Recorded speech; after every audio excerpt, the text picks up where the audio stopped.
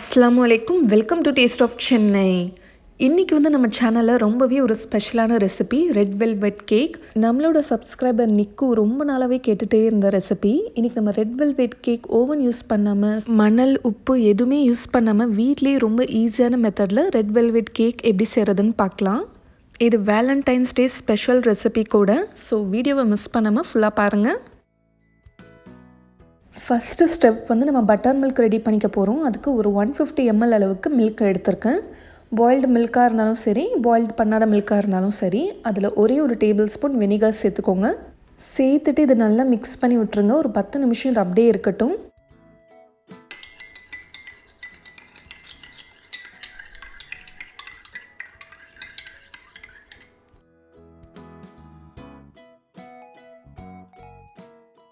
இப்போ ஒரு பவுல் எடுத்துக்கோங்க. அதில் நம்ம ட்ரை இன்க்ரீடியன்ஸ்லாம் சேர்த்துக்க போகிறோம். ஃபஸ்ட் நம்ம மைதா சேர்த்துக்கலாம். 2 கப் அளவுக்கு மைதா எடுத்திருக்கேன். அதாவது ஒரு 250 கிராம்ஸ் அளவுக்கு இருக்குது.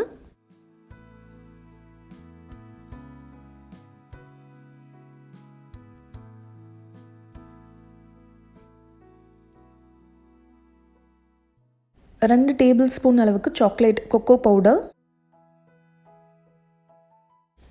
1 டீஸ்பூன் அளவுக்கு பேக்கிங் பவுடர், பேக்கிங் சோடா ஒரு 1/2 டீஸ்பூன் சேர்த்துக்கோங்க.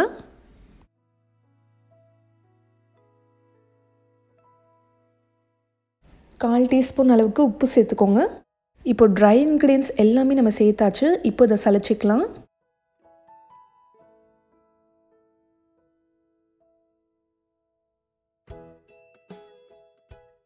நல்லா மிக்ஸ் பண்ணி விட்டுட்டு இதை தனியாக எடுத்து வச்சுருங்க.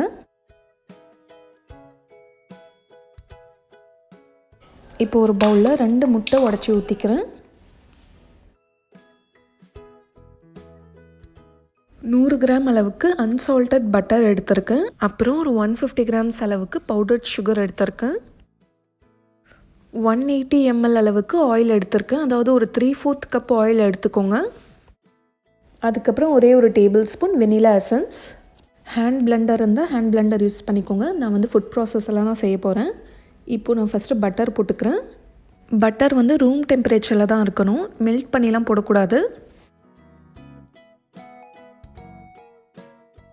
அடுத்தது நம்ம பவுடர் பண்ணி வச்சுருக்க சுகரையும் சேர்த்துக்கோங்க.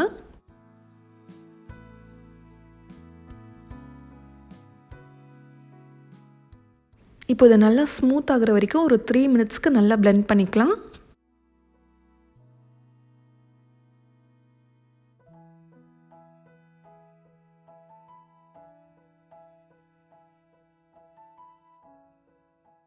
பட்டர் இந்த மாதிரி நல்லா ஸ்மூத்தாக ஆனதுக்கப்புறமா இப்போ நம்ம முட்டையை சேர்த்துக்கலாம்.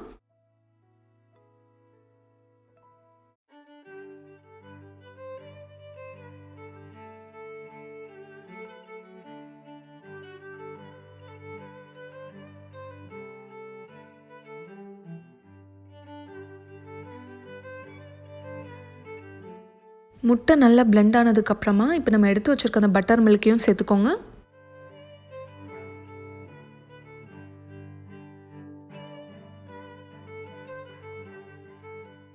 அடுத்தது வெனிலா எசன்ஸ் சேர்த்துக்கலாம்.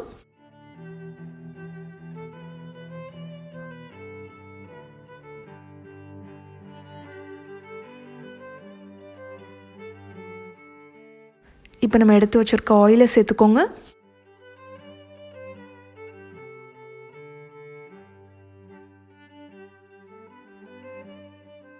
இப்போ எல்லாமே நல்லா கம்பைன் ஆனதுக்கப்புறமா இப்போ நம்ம எடுத்து வச்சுருக்க அந்த கேக் மிக்ஸை கொஞ்சம் கொஞ்சமாக சேர்த்து நல்லா மிக்ஸ் பண்ணிக்கோங்க.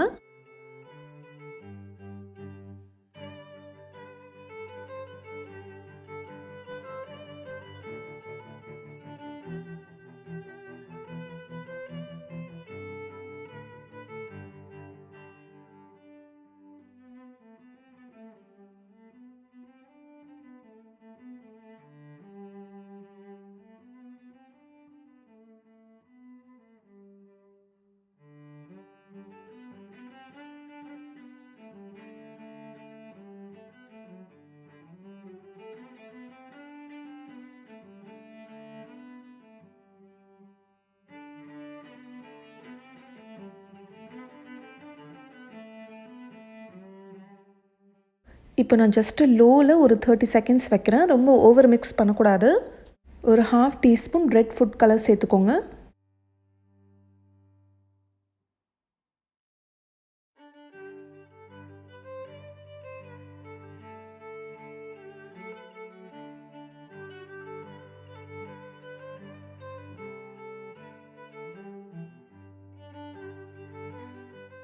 இப்போ கேக் டின்னில் பட்டர் ஸ்ப்ரெட் பண்ணிக்கிறேன்.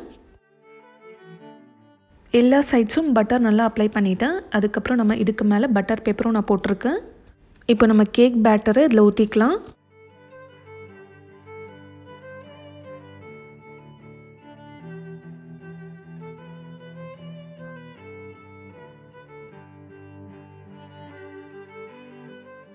ஓவனில் வைக்கிறதா இருந்தால் ஒரு 170 டிகிரியில் ஒரு 45 மினிட்ஸ் வைங்க. நான் வந்து இன்றைக்கி பேனில் தான் செஞ்சு காட்ட போகிறேன். நான் வந்து யூஸ் பண்ணாத ஒரு நான்ஸ்டிக் பேன் எடுத்திருக்கேன். நீங்கள் வந்து யூஸ் பண்ணுற பேன் கூட எடுத்துக்கலாம், பிரச்சனை இல்லை.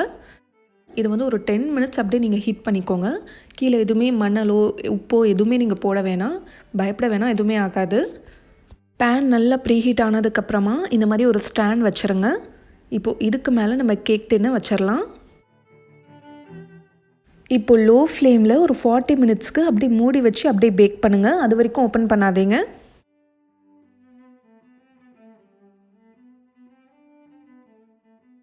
இப்போ கரெக்டாக ஒரு 40 மினிட்ஸ்க்கு அப்புறம் நான் ஓப்பன் பண்ணுறேன்.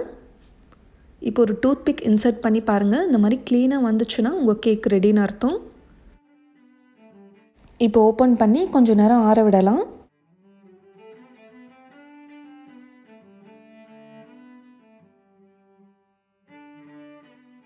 நல்லா ஆறுனதுக்கப்புறமா இந்த கேக்கை நம்ம 2ஆக கட் பண்ணிக்க போகிறோம்.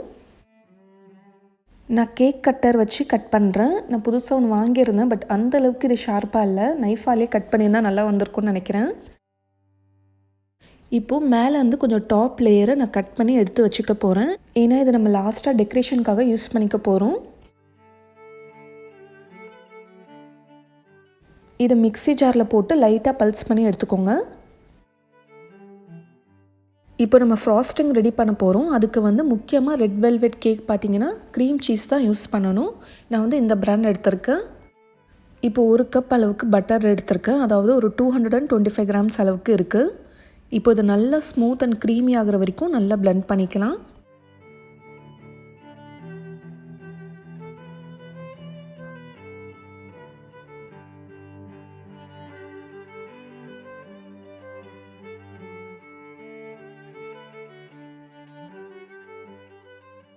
இப்போது 1 கப் அளவுக்கு பவுடர்ட் சுகர் எடுத்திருக்கேன். இதை சேர்த்துட்டு நல்லா பிளெண்ட் பண்ணிகிட்டே வாங்க. சுகர் ஒரேடியாக சேர்க்காமல் கொஞ்சம் கொஞ்சமாக சேர்க்கணும்.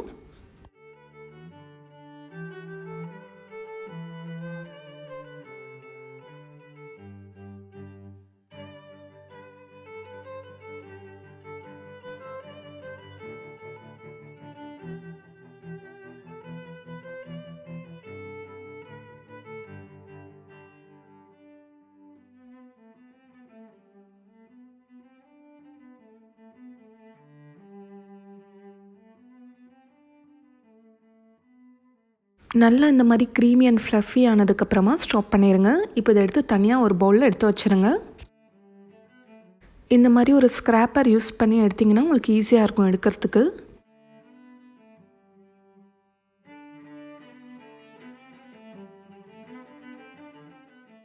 இப்போ அடுத்தது நம்ம க்ரீம் சீஸ் போட்டுக்கலாம். ஒரு 300 கிராம்ஸ் அளவுக்கு நான் க்ரீம் சீஸ் எடுத்திருக்கேன். நீங்கள் வந்து விப்பிங் க்ரீமும் சேர்த்து செய்கிறதுனா கூட செய்யலாம். பாதி வந்து க்ரீம் சீஸ், பாதி வந்து விப்பிங் க்ரீம், அந்த மாதிரி கூட எடுத்துக்கலாம். பட் ரெட் வெல்வெட் கேக்கு ஸ்பெஷலாக க்ரீம் சீஸில் தான் செய்வாங்க. இப்போ இது நல்லா ஸ்மூத் அண்ட் க்ரீமி ஆகிற வரைக்கும் இதை நல்லா பிளெண்ட் பண்ணிக்கலாம்.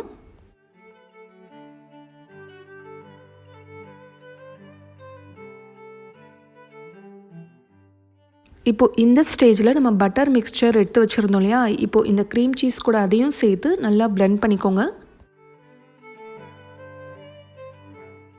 இப்போ இது ரெண்டுமே நல்லா ஈவனாக மிக்ஸ் ஆகட்டும்.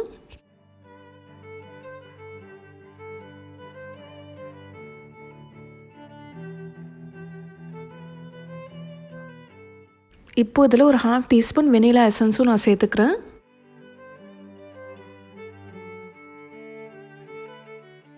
நல்லா மிக்ஸ் ஆனதுக்கப்புறமா இதை ஆஃப் பண்ணிடுங்க. இப்போ நம்ம கேக் அசெம்பிள் பண்ண வேண்டியது தான். இப்போ நம்ம கட் பண்ணி வச்சுருக்க கேக்கில் இதுக்கு மேலே first layer frosting cream spread பண்ணிக்கோங்க.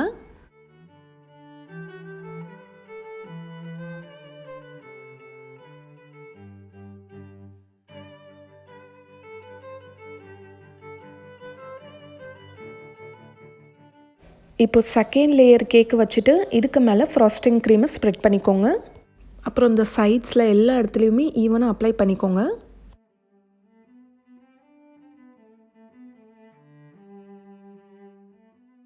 இப்போது சென்டரில் இந்த மாதிரி ஒரு ஹார்ட் ஷேப் வச்சுருக்கேன். நீங்கள் உங்களுக்கு பிடிச்ச மாதிரி டிசைன் பண்ணிக்கலாம்.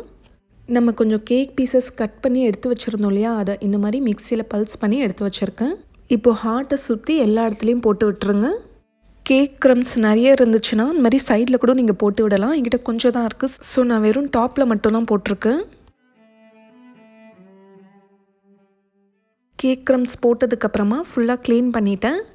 இப்போ நம்ம இந்த ஹார்ட்டை எடுத்துடலாம், எப்படி இருக்குன்னு பார்க்கலாம். வாவ், செம்மையாக இருக்குது பார்க்குறதுக்கே.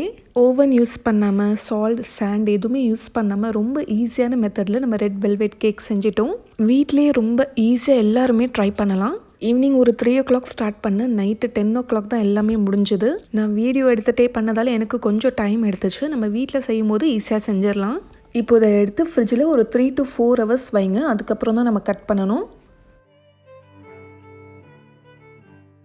இப்போ நான் ஃப்ரிட்ஜில் இருந்து வெளியில் எடுத்து வச்சுட்டேன். இப்போ நம்ம கட் பண்ணிக்கலாம்.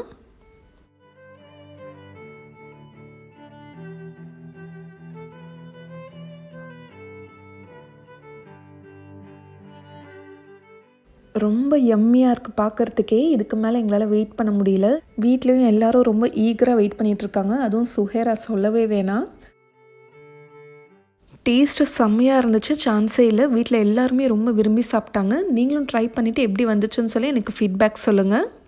இந்த வீடியோ உங்கள் எல்லாருக்குமே ரொம்ப பிடிச்சிருக்கோன்னு நம்புகிறேன். பிடிச்சிருந்தா லைக் பண்ணுங்கள், ஷேர் பண்ணுங்கள், கமெண்ட் பண்ணுங்கள். இந்த மாதிரி நிறைய இன்ட்ரெஸ்டிங்கான வீடியோஸ் நம்ம சேனலில் வரப்போகுது. ஸோ அதெல்லாம் மிஸ் பண்ணாமல் பார்த்துட்டே இருக்கணும்னா நம்ம சேனல் டேஸ்ட் ஆஃப் சென்னையை மறக்காமல் சப்ஸ்கிரைப் பண்ணுங்கள். நாளைக்கும் இதே மாதிரி வேறொரு இன்ட்ரெஸ்டிங்கான வீடியோவில் சந்திக்கிறேன். தேங்க்யூ ஸோ மச் ஃபார் வாட்சிங்.